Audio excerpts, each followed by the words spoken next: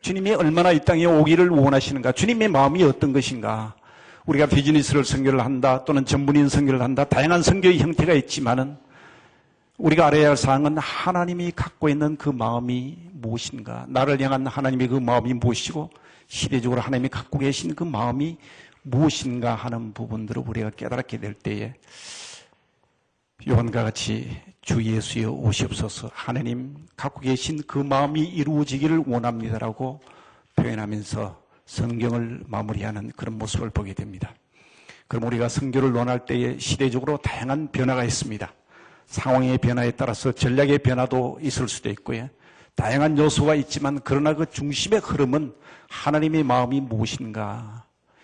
왜 하나님이 나를 이 시대에 살게 해주셨고, 이 시대에 하나님께서 원하시는 그 마음을 내가 어떻게 이루어 드릴 것인가 하는 그런 큰 관점 안에서 비즈니스 선교를 보시면은 큰 차이가 없지 않겠나 생각이 되어집니다.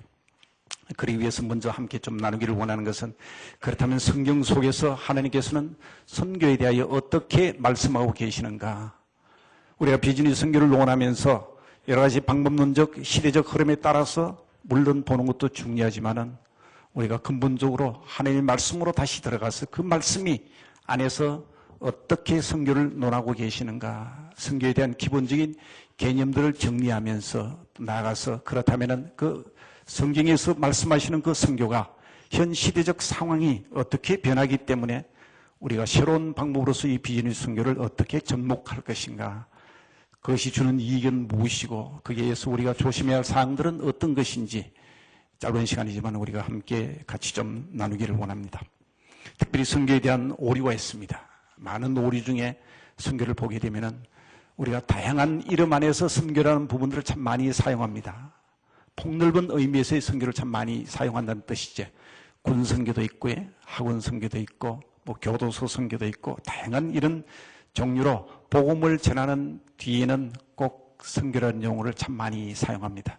그러나 이제 비즈니스 선교를 하시는 여러분들은 정말 그 부분이 전문적인 개념 안에서 이제 개념도 정리하시고요, 여러분들이 갖고 있는 생각들을 성경적 관점 안으로 이렇게 모아지게 되면은 우리가 일은 좀 실수는 할 수 있지만은 그 기본 개념은 흔들리지 않는 상태 안에서 사역을 할 수 있다고 저는 믿습니다.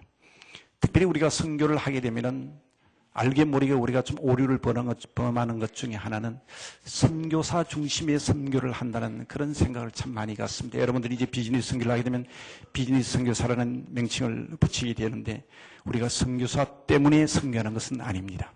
다만 선교사는 선교를 할 수 있는 그 시대에 부름받은 한 도구일 뿐입니다.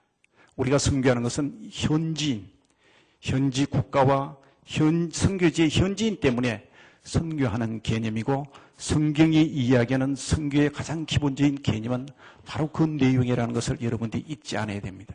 여러분들이 예를 들어서 선교지에 나가서 비즈니스 선교를 하시는데 왜 교회는 나를 후원하지 않는가, 왜 나를 주목하지 않는가, 이런 개념보다도 내가 왜 그 자리에 있는가, 여러분이 어디에 있는 것보다도 더 중요한 것은 무엇을 하고 있는가 하는 것이 더 중요하다는 것을 잊지 마시고요. 하나님께서 우리에게 주시는 그런 큰 꿈을 이루기 위해서는 하나님께서는 현지에 있는, 즉 그것도 복음을 잃어버린 종족과 복음이 없는 종족들에 대한 하나님 그 마음이 더 크다는 것을 우리는 알아야만 될 것입니다. 그러기 위해서 우리는 하나님의 뜻에 따른 선교, 즉 성경적인 선교에 대한 기본적인 개념을 잘 우리가 보게 되면 큰 도움이 되리라고 믿습니다. 특별히 우리가 전도와 선교에 대해서 이렇게 혼선을 좀 많이 빚고 있는데, 우리가 광의적으로 생각할 수도 있지만은, 그러나 전도와 선교를 우리가 구분을 한다면은 특별히 선교 분야에 대해서는 하나님께서 창세기부터 말씀해 주시는 부분들이 있는데, 타 문화권과 타 민족에 초점이 맞춰졌다는 것을 우리가 잘 기억하면 좋겠습니다. 뭐 군선교, 교도소 선교도 선교라는 용어로 붙일 수 있지만은, 이제 오늘 이 시간 이후부터는 선교에 대한 개념은 타민족과 다음에 타 문화권에서 타 문회관에 가서도 우리 지금 한국 분들이 참 많이 계십니다. 열방에 많이 있지만은 동일한 문화권 안에서 우리의 종족들을 만나서 선교하는 것이 아니라 복음을 전하는 것이 아니라 타 문화권의 타 민족에게 초점을 두고 복음이 없는 민족들에게 복음을 전하는 그런 부분들이 선교라는 개념을 정리하시면은 이제 비즈니스 선교하는 데 큰 도움이 되리라고 믿습니다. 또 하나는 우리가 통상적 선교라는 그런 개념을 많이 이야기하고 있는데 이것은 이미 복음이 전해진 지역에 좀 더 복음을 좀 더 효율적으로 전하기 위해서 제자 양육을 한다든가 리더십 트레이닝을 한다든가 의리선교를 한다든가 성경 학교를 한다든가 이런 부분이 있지. 이것은 이미 복음이 전해진 지역에 들어가서 그 현지인과 함께 협력해서 선교하는 그런 내용들입니다. 그런데 이제 어차피 우리가 비즈니스 선교라는 새로운 이런 파라다임을 가지고 접근할 때에는 물론 이런 부분도 참 중요합니다. 이런 부분도 더 중요하지만은 그보다 더 성경 안에서 우선권을 두고 있는 그런 부분은 어떤 것인가 하는 것에 초점을 두면 대상을 어떻게 선정할 것인가. 즉 해외에 나가서 복음을 전하고 사업을 복음의 한 요소로 삼는다 해서 비즈니스 선교로 볼 수는 있지만은 그러나 복음의 우선권적 측면에서 즉 이중 투자 우리도 사업을 하게 되면은 정말로 이중 투자라든지 이런 것은 불필요한 요소는 많이 제거하지 않습니까? 선교도 마찬가지입니다. 우선권을 가지고 복음을 전할 수 있는 이런 요소로서 중복 투자를 하지 않고 우선권이 되어야 되는 지역에 복음을 전해야 되겠다. 그렇기 때문에 우리가 생기는 것이 전략이라는 게 나오게 됩니다. 스트래티지, 전략이라는 거죠. 그래서 선교도 이런 전략적 측면에서 비즈니스 선교도 전략적 측면에서 하나님이 말씀하시는 성경이 이야기하는 그런 관점 안에서 복음이 열악한 쪽에 우선권을 가질 수 있는 그런 하트를 갖게 되면은 그 하트가 바로 하나님이 갖고 계신 그 하트라는 거지. 여러분들 계시록 7장 9절과 10절에 보면 그런 표현이 있습니다. 모든 나라와 족속과 백성과 방언과 흩한 무리들이 보좌 어린 앞에서 찬양한다는 아름다운 그림이 있습니다. 천국의 그림이 있습니다. 우리는 그것을 비전이라는 가사를 붙여서 찬양을 하고 있지 않습니까? 구원하심이 보좌에 앉으신 이 찬양이 바로 하나님께서 계시록 1장 1절에 보면 반드시 될 일이요 속히 될 일이라고 이야기하는데 우리가 살고 있는 현 시점 2010년 시점에 봐서 아직도 그 자리에 없는 종족이 많이 있습니다. 그 자리에 없는 민족이 있고요 언어권이 있습니다. 그렇다면 여러분들이 관심 있는 이 비즈니스를 통해서 어떻게 그들을 복음을 전하고 그들로 하여금 내가 갖고 있는 하나님이 주신 달란트를 통해서 그들도 보좌 어린 앞에 찬양하는 자리에 옮기는 일에 내가 서임받을 것인가. 이런 부분들을 우리가 고민하며 기도하며 나가게 된다면 하나님께서 우리를 통해서 많은 역사를 이루시라고 믿습니다. 일반적으로 우리가 국가수가 하나님이 이 땅을 지으셨는데 국가수가 대략 여러분들 몇 개국으로 생각하십니까? 하나님이 이 땅을 창조하신 그 이후에 우리가 하나님의 관점 안에서 하나님의 시선으로 세상을 보는 마음들이 있을 때에 즉 이런 것도 우리가 관심을 좀 가지고 우리가 하게 되면 큰 도움이 되리라고 믿습니다. 대략 지금 현재 한 260여 개국 있습니다. 260여 개국이 있는데 우리 한국에 120만이 현재 이주자들이 돌아있는데 그중에 많은 국가가 유엔에 가입된 국가 수보다도 한국에 와 있는 이주자의 수가 국가의 수가 더 많습니다. 그렇기 때문에 우리는 정말로 지금 이 시대적으로 하나님께서 우리에게 주신 그 사명들을 주변을 돌아볼진데 우리가 정말 멈출 수 없습니다. 이런 꿈을 가지고 우리가 계속해 나가야 되리라고 믿습니다. 종족수도 한 2만 4천이 되고요. 어느 수도 한 1,300 정도 됩니다. 특별히 우리가 북위 10도하고 40도 사이에 복음이 가장 인구수는 많지만은 복음이 없는 그런 것을 가리켜 북위 10도와 40도 사이를 1040 윈도 1040창이라고 이렇게 이야기했습니다.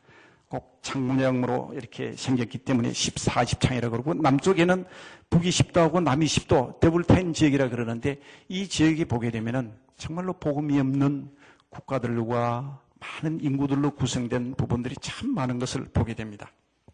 심지어는 우리가 이런 국가들을 속에서 봤을 때 아직도 복음화율이 0%에서 1% 사이가 되는 그런 국가가 260개 국가 중에서 한 15개 국가가 아직도 복음이 전혀 없는 이런 상태, 0%에서 1% 정도죠. 특히 아프리카의 웨스턴 사하라라든지 아프간이라든지 소말리아라든지 모로코라든지 이런 특별히 모슬림권 지역에 보면은 복음이 없는 국가들이 참 많이 있습니다. 한 10% 미만 되는 그 국가는 한 37개국, 10%에서 한 20%가 11개국, 특별히 한국같이 복음이 한 30% 이상 되는 국가는 한 9개국 국가가 있습니다. 그렇기 때문에 우리는 복음이 없는 이런 지역들을 어떻게 주님께서 원하시는, 내가 이 땅에 진실로 속효리라고 말씀하신 그 말씀을 이루기 위하여 복음이 있는 국가에 복음을 전하는 것도 필요합니다. 그러나 더 중요한 것은 복음이 없는 국가에 어떻게 우리가 복음을 전할 것인가. 그래서 하나님께서는 이런 일들을 이루시기 위해서 창세기 12장에 보면 아브라함을 부르십니다. 아브라함을 부르시면서 본토 친척 아비집을 떠나라. 본토를 떠나도 가족들이 많이 있습니다. 그러나 본토 친척 아비집을 떠나서 내가 모든 민족으로, 땅의 모든 민족으로 인하여 너에게 복을 주겠다. 너가 복의 근원이 되겠다라는 이런 축복을 하면서 땅의 모든 민족을 축복하기 위하여 하나님께서는 구약 안에서 아브라함을 부르시는 것을 보게 됩니다. 특별히 창세기 17장 5절에 보면 이런 표현이 있습니다. 이제 후로는 내 이름을 아브라함이라 하지 아니하고 아브라함이라 하리니 이는 내가 열국의 아비가 됨이함이라. 아브라함 한 사람을 들어서 열국의 아비로 서시겠다. 복음을 전해서 하나님의 그 복음이 열방 가운데 펼쳐가는 일에 복음의 통로로 삼고 축복의 통로로 삼겠다는 거죠. 지금 이 자리에 계신 여러분들, 하나님께서 여러분 한 분 한 분을 통해서 복음의 통로로 삼고 축복의 통로로 삼기를 하나님이 원해서 여러분이 이 자리에 와 계신 것을 믿으시면 아멘 하기 바랍니다. 여러분이 스스로 이곳에 오셨지만은 여러분들의 마음속에 하나님이 나를 이곳에 보내셨다라고 판단하게 되면은 내가 하나님의 축복의 통로로서 하나님이 부르셨다는 그 내용들을 기억하게 되고 우리는 그 하나님 안에서 주님이 주신 이 시대적 사명을 다시 한번 깨닫게 되죠. 그렇기 때문에 선교는 우리가 다시 한번 깨닫는 것은 선교는 선택이 아니다. 선교는 필수입니다. 내가 하고 싶다고 하고 하기 싫다고 안 해도 되고 이런 부분이 합니다. 나중에 우리가 보겠지만 시기적 개념 안에서도 선교는 굉장히 긴박합니다. 때를 놓칠 수 없이 그 무엇보다도 우선적으로 해야 될 과업이기에 하나님께서는 우리를 이와 같이 지금 요즘 여러분들이 얼마나 바쁘십니까? 이 바쁘신 과정에 그것도 한 주를 시작하는 월요일 이 시간 여러분들이 이곳에 와 있다는 것은 그만큼 하나님께서 긴박하시고 중요하시다는 것을 알기 때문에 선교의 완성을 이루기 위해서 성경 전체의 흐름이 선교로서 흘러가고 있는데 창세기로부터 계시록까지 이 흐름 안에서 우리가 시대적으로 감당해야 될 일들이 중요하기 때문에 하나님이 우리를 부르신다는 거죠. 특별히 복음이 없는 민족, 우리는 이방인이라 그러고 또는 복음이 없는 민족을 소수종족, 미전도 종족, unreached people group, 무슨 또 new tribe mission 다양한 용어를 쓰고 있습니다만은 복음이 열악한 쪽 0%와 1%, 10% 미만, 최소한 5% 미만 이 안에 있는 종족들이나 나라와 민족과 방언들은 정말 이 시대에 하나님이 우리로 하여금 그 민족에게 주목하게 하고 그 민족에게 그리스도의 사랑을 전하는 일에 하나님이 우리를 쓰시겠다는 일들이 분명히 있습니다. 그런 모델로서 요나서가 있습니다. 요나서를 보면은 그 니느웨에 얼마나 사느냐면은 니느웨 성 안에 12만 명이 사는데 40일이면 망한다 그럽니다. 요나서 3장 4절에 보면 40년이 지나면 니느웨가 무너진다. 이 얼마나 긴박합니까? 한 달 열흘이면 그 큰 성 12만 명이 되는 성이 완전히 무너진다는 거지. 그렇기 때문에 요나를 불러서 복음을 전하게 합니다. 그럼에도 불구하고 요나는 그 하나님의 마음을 알지 못하고 다른 것으로 도망가는 모습들을 우리가 보지 않습니까?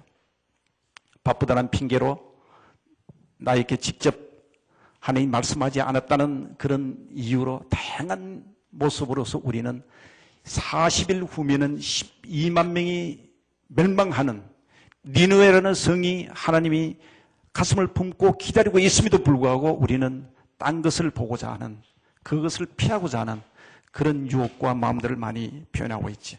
그렇기 때문에 요나서를 보게 되면 하나님께서는 정말로 최초로 이방인 선교에 대한 관심을 요나서 안에서 보내주고 또 요나서를 보게 되면 누군가는 가야 된다 이거죠. 누가 하겠지가 아닙니다. 누가 하겠지 아니라 한 사람 요나를 부르시는데 내가 요나가 된다는 거죠. 하나님이 나를 부르신다는 그런 생각을 우리가 갖게 되면은 그 부분에 대해서는 하나님이 이방 종족에 대하여 갖고 있는 관심이 내 안에 얼마나 있는가, 우리가 이 비즈니스 선교를 통해서 하나님이 그 마음을 알아가는 그런 시간이 되면 큰 축복이 되리라고 믿습니다. 특별히 이방 선교를 위해서 하나님이 갖고 있는 그 의지는 대단합니다. 아무리 요나가 피하고 도망간다 하더라도 결국은 잡아서 니느웨 성에 가서 복음을 선포케 합니다. 그러나 니느웨에 가서 요나가 복음을 선포하지 않고 40일 후면 망한다는, 복음에 이런 게 없습니다. 40일 후면 망한다는 이런 것이 아니라 주 예수를 믿어라 그러면 너와 내 집이 구원을 얻으리라는 이것이 복음이지 40일 후면 망한다는 그런 것이 복음이 아닙니다. 그럼에도 불구하고 하나님은 그 긴박성이 있기 때문에, 성경의 긴박성이 있기 때문에 그 외침에도 불구하고 왕을 포함해서 모든 백성들이 회개하고 주님께로 돌아와서 니느웨가 구원받는 그런 역사적 사실을 우리는 이 요나서를 통해서 다시 볼 수 있죠. 이렇게 해서 구약의 전체 흐름 안에서 우리가 상세하게 볼 수는 없습니다만은 하나님의 그 마음이 다 녹아져 있습니다. 실제로 이제는 하나님께서는 독생자 예수 그리스도를 이 땅에 보내주시면서 또 다시 한번 이야기하면서, 여러분들 누가복음 15장 보면 모든 성경 안에서 한 챕터가, 한 장이 완전히 잃어버린 한 영혼을 구원하기 위하여 하나님 마음이 담겨 있는 장이 있습니다. 그것이 누가복음 15장입니다. 세 가지 비유로 기록되어 있는데, 첫 번째는 100마리 양 중에서 한 마리 양을 잊어버렸는데 그 한 마리 잃어버린 양을 찾는 주님의 그 마음이 있고요. 다음에 동전 한 랩, 한 드라크마라가 찾기 위하여 그 사사시 뒤지는 그런 모습을 봅니다. 또 하나는 집 나간 그 못난이 나중에 돼지 쥐염 열매를 먹고 다시 아버지의 품으로 돌아온 탕자의 이야기가 나옵니다. 이 누가복음 성경 한 챕터에 완전히 잃어버린 영혼이, 한 영혼이 천하보다 귀하다는 그런 마음을 가지고 주님께서는 우리에게 교훈을 하고 있습니다. 우리 주변에 돌아보면 잃어버린 양이 얼마나 많은지 알 수 없습니다. 그러나 우리는 민주주의라는 개념 또는 우리가 갖고 있는 다수결의 개념 안에서 99대 1은 이런 관심이 없습니다. 그러나 하나님의 관심은 잃어버린 하나의 관심이 있습니다. 그렇기 때문에 그 잃어버린 양 한 마리를 찾았을 때 주님께서는 어깨에 메고 오는, 얼마나 기뻐하는지, 하나님의 마음은 그런 마음이라는 거죠. 그렇기 때문에 우리가 비즈니스 선교를 통해서 이런 일들을 이룰 수 있다면 얼마나 큰 축복인지 모르겠습니다. 그러면 마태복음 24장 14절에 보면 이런 표현이 있습니다. 이 천국 복음이 모든 민족에게 증거되리니 그제야 끝이 온다. 복음이 내가 그 일에 동참을 하든 하지 않든 주님께서는 모든 민족에게 복음을 전가하기 위하여 온 세상에 복음이 전파됩니다. 그때의 끝이 온다. 성경적 관점 안에서의 종말을 보여주고 있습니다. 주님이 이 땅에 오시기를 원하는 시점도 바로 이런 모든 민족에게 복음이 전파되는데 그 이후에 오신다는 뜻이겠죠. 그러기 위해서는 이 시대에 우리가 내가 하든 하지 않든 주님은 역사하십니다. 그러나 여러분들 히브리서 9장에 보면 그런 표현이 있습니다. 사람이 한 번 죽는 것은 정한 이치로되 그 이후에는 심판이 있다고 이야기하지 않습니까? 이 시대에 하나님이 그런 귀한 사명을 주셨건만 우리가 바쁘다는 이름 안에서 다른 어떤 명목 안에서 우리는 지나갈 수는 있습니다. 그러나 나중에 우리는 반드시 하나님 앞에 설 때에는 그 하나님께서는 우리로 하여금 그 부분에 대하여 분명히 질문하실 것입니다. 그런 개념 안에서 선교의 당위성을 말하는 하나님이 얼마나 그 마음이 담겨 있는가, 이것은 우리 모든 그리스도인들이 해야 될 바람입니다. 하나님이 그 마음을 이루는 거죠.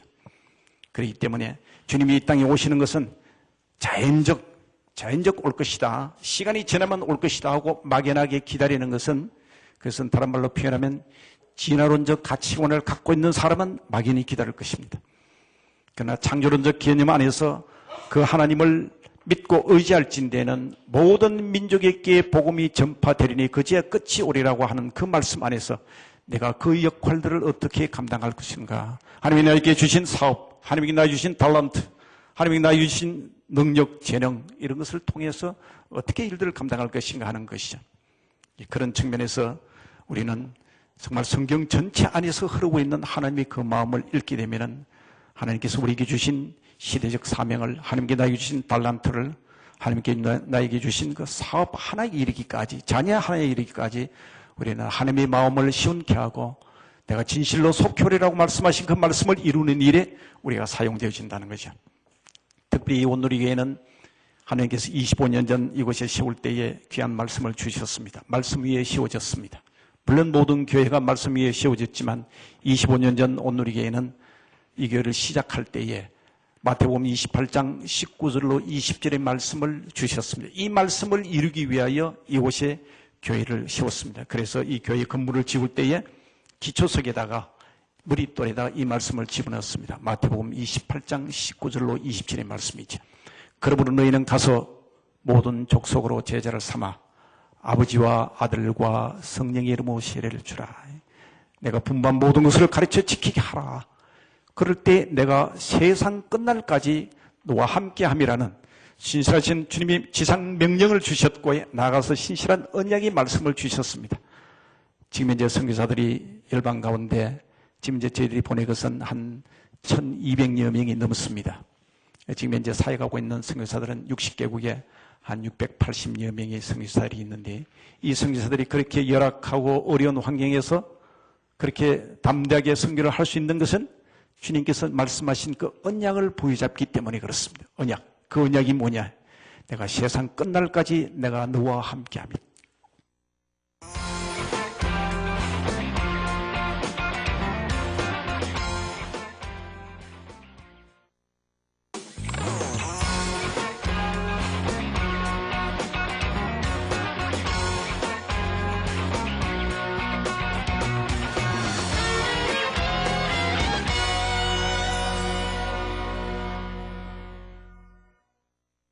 지금 현재 선교사들이 열방 가운데 지금 이제 저희들이 보낸 것은 한 1200여 명이 넘습니다.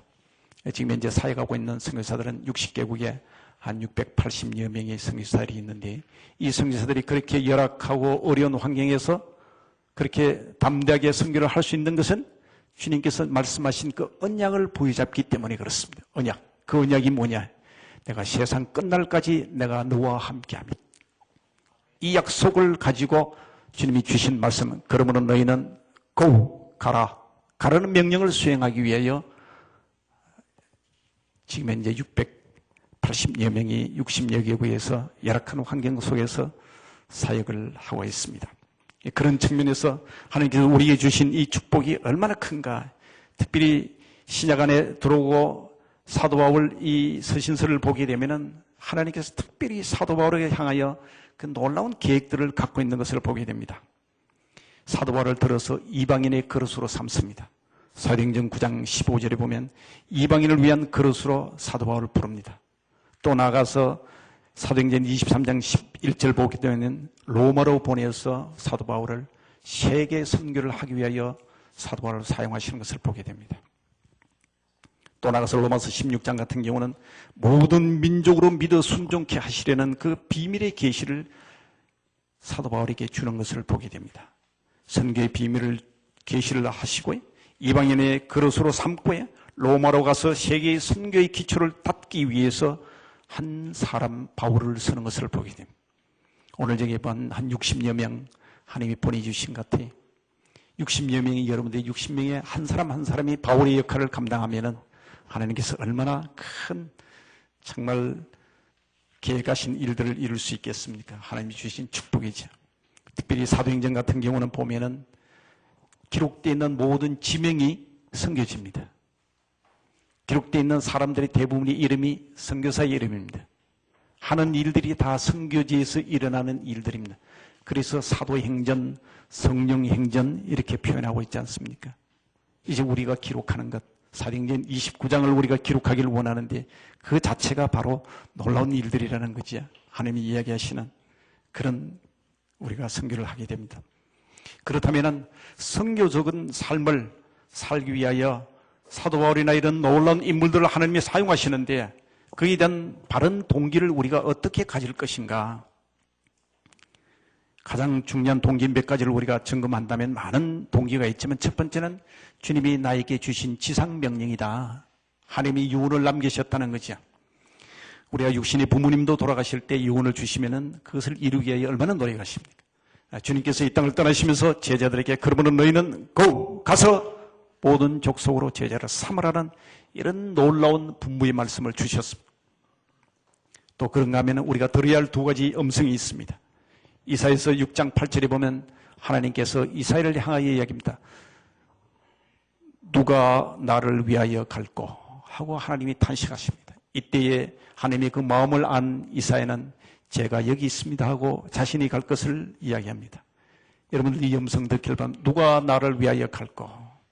또 그런가 하면 사도행전 16장 9절에 보면은 마게도냐인들은 꿈속에 바울로 향하여 이렇게 합니다. 건너와서 우리를 도와라. 건너와서 우리를 도와라. 여러분들 이 음성 들으십니까? 건너와서 우리를 도와라. 이런 음성을 들을 때 우리는 꿈에서 들려오던 설교를 통해서 들려오던 말씀을 읽으면서 들려오던 이른 아침 묵상을 하면서 들려오던 하나님 앞에 무릎 꿇고 기도할 때에 들려오던 건너와서 우리를 도와라는 음성을 우리가 듣게 되고 이 음성을 듣게 되면은 우리는 하나님이 주신 모든 부분들을 가지고 선교지에 떠날 뿐만 아니라 보내는 선교사로서 하나님 나에게 주신 귀한 모든 것들을 다 동원해서 그들의 마음을 시원케 하고 그들에게 생명을 전하는 일에 이럴 때 주님께서 다시 오신다는 신실한 약속의 말씀을 기억하며 우리는 이 일들을 감당할 수 있게 되기 때문에 그렇습니다. 또 하나 이런 의미에서 바울에게 우리가 배울 수 있는 것은 로마서 1장 14절에 보면은 복음에 빚진 마음을 가질 때에 우리는 성기의 아름다운 이 동기가 서게 됩니다. 바울은 로마서 1장 14절에 나는 헬라인이나 야만인이나 지혜자나 모든 어리석은 자에게 빚진 자라고 이야기하고 있습니다. 복음의 빛을 졌다는 거지. 복음을 빛을 졌다는 말은 반드시 갚겠다는 뜻입니다. 빛은 의무사항입니다. 갚아도 좋고 갚지 않아도 된다는 선택사항이 아니라 반드시 갚아야 된다는 거죠. 주 예수 그리스도께서 십자가에 못 박혀서 돌아가심으로 말미암아 내가 구원을 얻었다면은 나는 그 구원의 은혜의 빚진 자다. 복음의 빚진 자다. 여러분들 로마서 1장 14절에 바울이 이런 복음의 빚진 마음을 갖게 될 때에 로마서 1장 15절 그 다음 절에는 놀라운 비전이 선포됩니다. 로마서 1장 15절에 보면 이렇게 표현합니다. 나는 할 수만 있으면 로마에 있는 너희에게 가기를 원한다고 이야기를 합니다. 즉 로마서 1장 14절에 내가 복음의 빚진 마음을 갖게 되고 선포하게 되니까 자연적 로마가 바울의 비전으로 등장하게 됩니다. 여러분들 로마는 어디십니까? 하나님 여러분께 주시는 로마는 어떤 곳인지 여러분이 로마를 찾기 앞서서 먼저 하나님 앞에 우리가 무릎 꿇고 하나님께 나 주신 복음의 빚진 마음을 가질 때에 선교의 바른 동기가 내 사업이 목적이 아니고 내 어떤 비즈니스가 우선이 아니고 하나님의 그 마음을 시원케 하니라 하나님께 나에게 이 시대에 주신 그 비즈니스가 아름다운 툴로 하나님이 사용하신다는 거지. 하나님의 손에 들려진다는 말입니다. 우리가 기도할 때 하나님의 손에 전능하신 능력 되신 그 하나님의 손에 올려질 때에 그것은 내가 염려할 사항이 아닙니다. 주님께서는 이루어 주신다는 거죠. 이럴 때에 우리는 정말로 선교에 대한 바른 동기를 가질 때에 우리는 담대하게 믿음 안에서 일어설 수 있습니다. 또한 계시록에 보면은 이런 비전에 대한 반드시 하나님이 이루실 일이고 반드시 행하실 일이 모든 나라와 족속과 백성과 방언들이 보좌 어린 앞에 찬양한다는 것을 기억하기 때문에 이런 비전의 확신을 가지고 하나님이 이루실 것을 믿고 나갈 때에 우리는 과감하게 선교에 도전하게 되어 있습니다. 방법은 다양합니다. 방법은 다양하지만 우리는 선교에 도전하게 되어 있고 선교 안에서 주어진 사명들을 잘 감당할 수 있습니다. 그러나 이런 열정을 가지고 우리가 다시 필드를 돌아보면 선교지를 돌아보면 선교지 안에는 참 다양한 일들이 참 많이 일어나고 있습니다. 특별히 선교는 거부하는 나라들이 참 많이 있습니다. 복음이 없으면 없을수록 얼마나 거부합니까? 특별히 요즘 최근에 들어와서 몽골이라든지 모로코라든지 우즈베키스탄이라든지 이런 나라들은 선교사를 얼마나 추방하는지 모릅니다. 최근에 모로코는 60여 명의 선교사를 추방한다 그러죠. 많은 선교사들이 추방을 당하고 있습니다. 저희 선교사들도 예외는 아닙니다. 우즈베키 선교사들이 많이 추방당했습니다. 각 사역지마다 참 많은 선교사들이 추방을 당하고 있는 이런 어려움이 있습니다. 특별히 우즈벡은 2006년 그 3월에 우즈벡 동쪽 한 300km 떨어져 있는 안디잔시에 그 사태가 발생해가지고요. 그 안디잔 사태 이후에 우즈벡 들어가는 것이 그렇게 쉽지 않습니다. 아프가니스탄은 2007년 그 사태가 일어나고 있는데 지금 저희들이 다 철수했습니다. 저희들이 어렵게 아프가니스탄이 정말로 문이 열렸을 때에 들어갔습니다. 들어갈 때 비행기도 없고 해서 제일 먼저 우즈벡으로 들어가가지고 우즈벡에서 육로로 들어갔습니다. 육로로 들어가서 아프가니스탄의 가장 북쪽인 마자르이 사리프라는 지역으로 사막을 통과해서 들어갔어요. 그러고 나서 그 사막에서 통과해서 제 북쪽 지방으로 들어가서 거기서부터 다시 사랑 터널이라는 만년설이 있는 터널을 넘어서 이틀 만에 저희들이 그 아프간의 수도 카불로 들어갔습니다. 이렇게 어렵게 들어가서 하나님이 열어준 문 열고 그곳에 학교도 세우고 복음도 전하고 아름다운 일들을 참 많이 했는데 이제는 문이 닫혔습니다. 제가 아프간 들어가가지고 만난 한 믿음의 가정을 봤습니다. 그 믿음의 가정은 두 가정이 예수를 믿는데 성교사를 통해서 한창 탈레반 시절에 위험한 시기에 예수를 믿었어요. 그러면서도 매 주일마다 끊이지 않고 예배를 드립니다. 그래서 예배 현장에 제가 참석하려니까 다른 사람 참석하는 것은 거부를 하지만은 좀 사정을 해서 제가 같이 동참하는데 사진을 찍지 않겠다는 전제 조건 안에서 참석했습니다. 이 선교사는 미국 국적을 가진 선교사였고요. 쿠바 사람이었어요. 이렇게 해서 예배를 드리는 과정에 들어가 보니까 그 두 가정이 한 주일 동안 지난주에 예배를 드렸는데 한 주 돌아오는 주 그 주 동안 일주일 내내 하나님을 사모하면서 뭐를 쓰느냐면 종이 다 찢어져 종이도 제대로 없어요.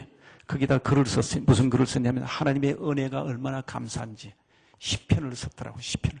그래서 예배를 시작하니까 자기가 쓴 시편을 낭독하는 거예요.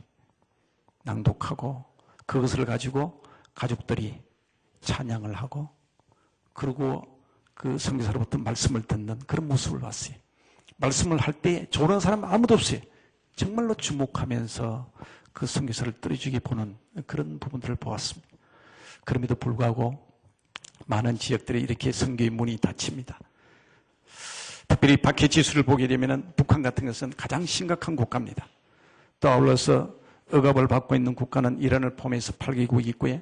심각한 제한을 받고 있는 에리트리아 이 아프리카 지역에 있는 국가입니다. 그래서 17개국이라든지 아직도 복음의 장애가 참 많이 있습니다. 입국을 제한한다든가 전도를 제한한다든가 탄압을 한다든가 선교 후원금이 들어가면 해외 원조 규주법에 의해서 방해를 한다든가 하는 그런 요소들이 참 많이 있습니다.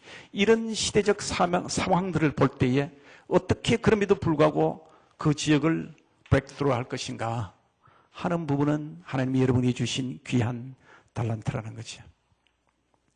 결국은 창의적 접근 지역을 여는 마지막 대안은 비즈니스 선교가 아니겠는가 저는 그렇게 생각합니다. 물론 성경 안에서도 비즈니스 선교적 그런 개념들이 있습니다. 바울과 아굴라와 브리스길라 사도행전 18장 3절에 보게 되면은 이런 스스로 자기의 업을 가지고 텐트 메이크를 하면서 복음을 전하는 일들이 있다든지 루디아도 보면은 자주 옷감 장사를 하면서 교회를 세우는 것을 보게 됩니다. 사도행전 18장 3절을 보면 이런 표현이 있지. 업이 같음으로 함께 거하여 일을 하니 그 업은 장막을 만드는 것이라. 하나님이 주신 모든 달란트를 총동원해서 오직 복음을 전하는 일에 앞장을 선다는 거죠. 종교혁명 이후의 비즈니스 선교에 일어난 사례들도 참 많이 있습니다. 제가 쭉 5번 강의를 위해 조사를 해보니까요.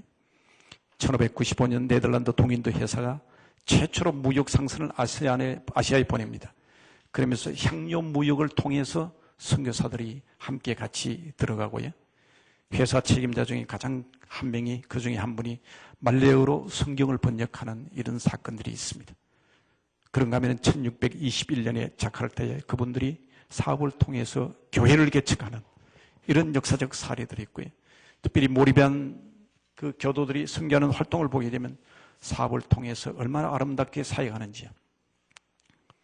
1926년도에는 파라마리보에 7개의 교회를 개척해서 13,000명의 성도가 생기는 이런 사례들이 있습니다. 그런가 하면 현대인 선교회가 아버지인 윌리엄 캐리 같은 경우는 1793년도에 인도에 들어가서 재화공을 하면서 복음을 전하고요. 상업과 무역이 먼 나라의 복음 전파의 수단으로 우리에게 좋은 교훈을 주고 있습니다. 리빙스턴 마찬가지입니다. 1857년에 보면 캠브리지 대학에서 자신의 선교 사역 강의 시 이렇게 이야기합니다. 기독교와 상업을 동일시하는, 즉 복음과 개발, 이런 부분들을 동일시하는 요소들을 참 보게 되면 역사적 흐름 안에서도 계속해서 이런 일들이 있다는 것을 보게 되죠. 그렇게 해서 창의적 접근지역, 다른 말로 표현하면 선교에 장애되는 지역의 선교의 대안으로 어떻게 하나님이 이 비즈니스를 좀 쓸 건가. 그런 면에서 데이빗 리빙스톤은 이런 표현을 쓰고 있더라고요. 문명의 두 성무자인 기독교와 상업은 절대 분리할 수 없다. 빌리그람 역시 다가오는 시대에 하나님이 행하실 위대한 역사 가운데 하나는 산업 현장에서 일하는 그리스도인을 통하여 일어날 것이다. 그렇다면 우리가 비즈니스를 통하여 선교할 때 우리가 뚜렷한 목표를 세워야 된다는 거죠. 뚜렷한 목표는 우리가 어떻게 해야 될 것인가? 선교적 차원에서 그 목표는 어떤 것이어야 될 건가? 그렇다 해서 사업이 성공하지 않으면 어렵지 않겠습니까? 사업의 성공을 위해서도 우리가 함께 노력을 했는데 경제적 부분과 보험의 부분, 즉 경제의 변화라든지 영적인 변화를 같이 이렇게 볼 수 있는 그런 시선이 필요하다는 거죠. 형태는 뭐 다양합니다. 1인 지금은 쭉 조사를 해보니까 한 사람이 혼자서 사업을 실행하시는 분들도 있고요.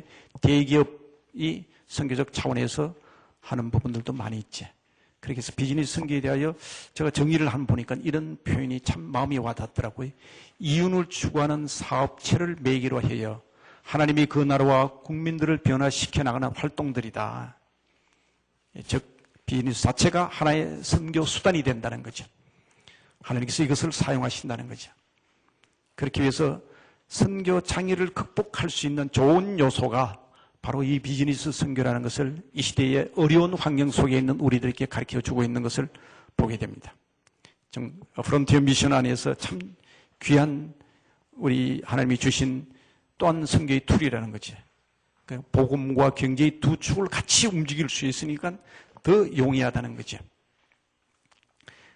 여러 가지 보험적 관점 안에서의 유익성은 자립할 수 있는 선교, 이게 참 귀한 요소가 되겠습니다. 닫힌 국가의 문도 열 수 있고요.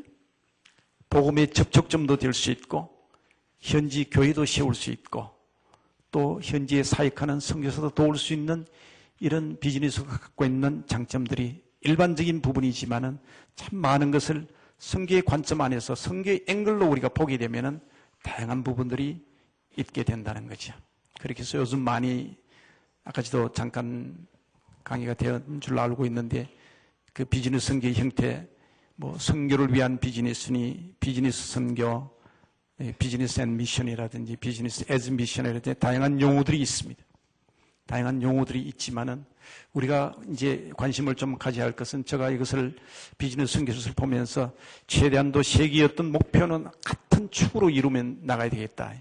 수익성이 있을 때 안정성이 있다는 거죠. 수익을 무시할 수 없다. 저희 선교지역에도 참 많이 이런 부분들이 있습니다. 수익을 하게 되면은 선교사들이 하다 보니까 수익을 내다 보면은 선교가 제로가 됩니다. 선교가 약해지고요. 또 선교를 강하게 강조하다 보니까 수익이 없어서 문을 닫게 되고 위령회사가 되는 경우들이 참 많이 있습니다. 그렇기 때문에 이 수익성과 다음에 이 안정성은 같이 경제 개발을 위해서 필요하고요. 또 하나는 그 수익성을 어떻게 복음의 관점 안에서 함께 나눌 것인가, 쉐어할 것인가. 이것이 곧 경제의 변화를 일으키는 요소가 되는 거죠. 그 나눔이 분명히 있을 때에 이 부분은 비즈니스 선교로서 한 자리를 매기게 됩니다. 또 이 두 가지만 가지고도 부족하지.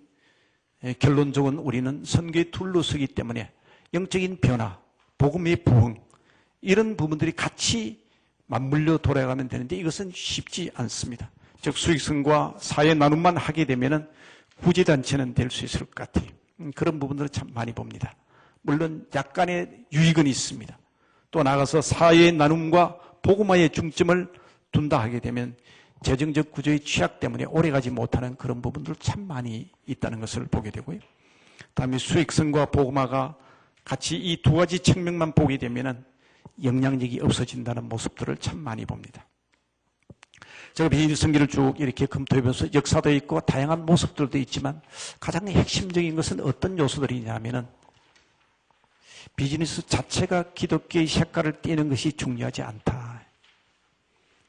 비즈니스 자체에 기독교의 색깔을 띠는 것보다도 더 중요한 것은 그 비즈니스를 하는 중심에 있는 사람이 그리스도인으로 서 있는가 서 있지 않는가 하는 것이 가장 핵심이라는 것을 봅니다. 즉 사람이 헌신하는 것이지 비즈니스가 헌신하지 않는다는 거죠. 그러나 때로는 우리가 이것을 놓치는 경우들이 참 많이 있는 것을 보게 됩니다. 그렇기 때문에 비즈니스 선교 안에서 우리가 늘 관심을 가져야 할 그런 귀한 요소들 안에서 성경적인 가치관과 영적 자본들이 어떤 것이냐면 일과 신앙에 대한 개념이 잘 정리되지 않으면 늘 어려움이 따르고요.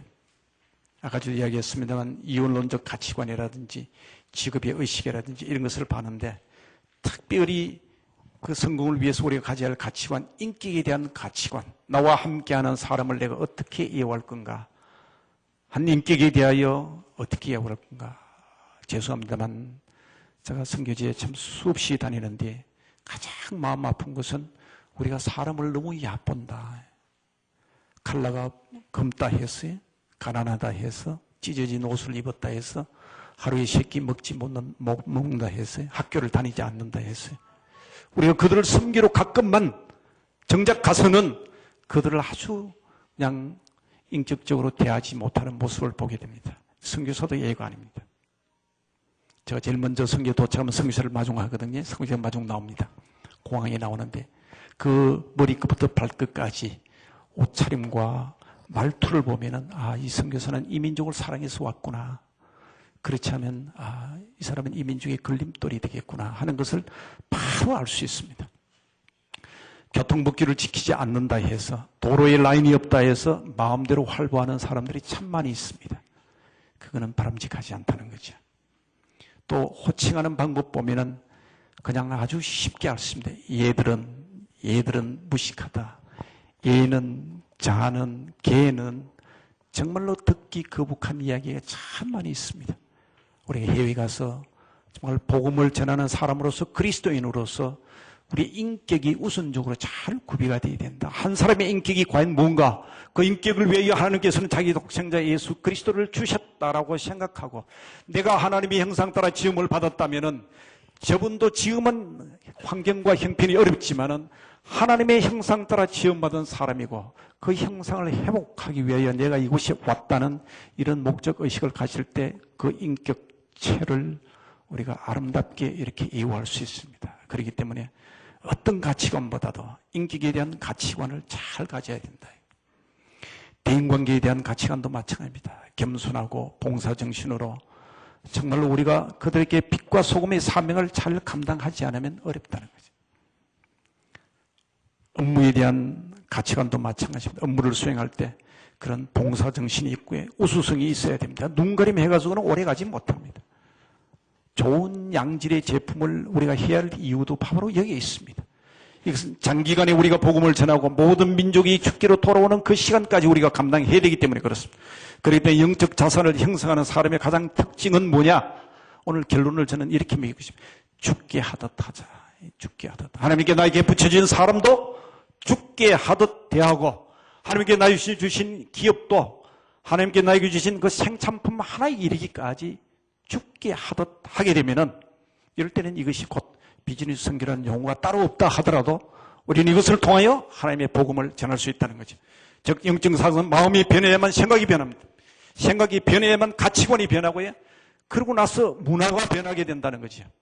아무리 우리가 복음을 주고 물질을 준다 하더라도 우리의 이런 가치관이 정립되어 있지 않으면, 죽게 하듯 행하지 않으면 저들도 하나님의 형상 따라 지음받은 사람이기 때문에 우리가 하고 있는 가치관이 뭔지 알게 됩니다. 그 부분을 우리가 분명하게 하지 않을 때는 우리 너무나 어려움이 있습니다. 말씀을 마무리 짓겠습니다. 교회는 반드시 후원하고 현지를 방문하고 원하는 의사소통을 해야 되지만은 가장 중요한 것은 직업이란 소명을 의해하는 부르심, 콜링이다. 홀딩적 관점 안에서 비즈니스를 보시자. 미니스트리 사역은 서빙이다, 섬김이다. 그렇게 해서 인간으로서 받은 소명은 세상과 연관된 일반적 의무를 감당한 청지적 사명을 우리가 가져야 되었고요. 크리스찬으로서 우리가 받은 소명이면 하나님과의 관계성 안에서 해야 할 의무라고 우리가 생각하면은 이 비즈니스는 두 가지 사명인 세상에 대하여 일반적 의무도 생각하고 하나님의 관점 안에서 하나님께 해야 될 의무도 생각하면서 나가게 되면은 비즈니스가 어떤 모습을 띈다 하더라도 그 안에 있는 중심인 우리 오너에 의해서 섬기는 사람에 의하여 죽게 하듯 함으로 말미암아 나를 통하여 하나님이 역사하신다는 것을 우리는 알 수 있습니다.